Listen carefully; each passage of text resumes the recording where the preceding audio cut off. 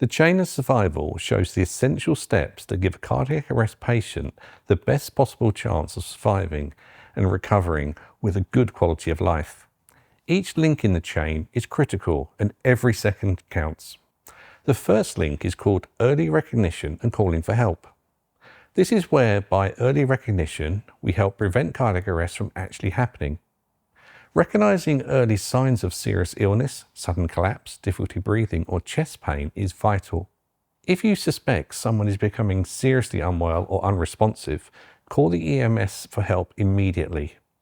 Early activation of the emergency services improves outcomes by ensuring advanced care is on its way as soon as possible.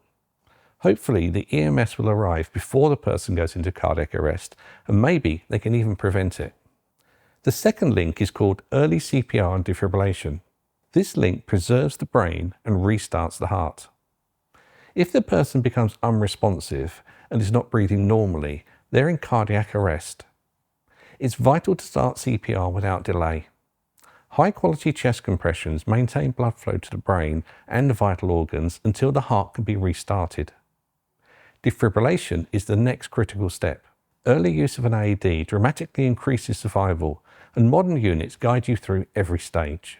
The sooner a shock is delivered, the better the chance of restoring a normal heart rhythm. The third link is called advanced and post-resuscitation care. This link optimizes the brain and restarts the heart. Once the heart restarts, it's known as ROSC, or return of spontaneous circulation, and care must continue immediately. This part of the chain of survival highlights maintaining oxygenation and ventilation, stabilizing blood pressure, treating arrhythmias, and finally, identifying and correcting any reversible causes.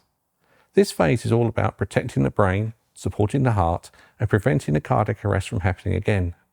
The final link is called survival and recovery. This final link is where we restore quality of life. Survival is not just about restoring a heartbeat, it's about returning the person to a meaningful quality of life. This stage may involve specialist neurological support, rehabilitation, managing long-term heart or medical conditions, and finally, emotional and psychological recovery.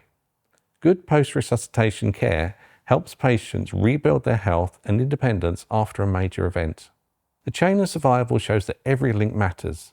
Early recognition and calling for help, early CPR and defibrillation, advanced and post-resuscitation care, and finally, survival and recovery.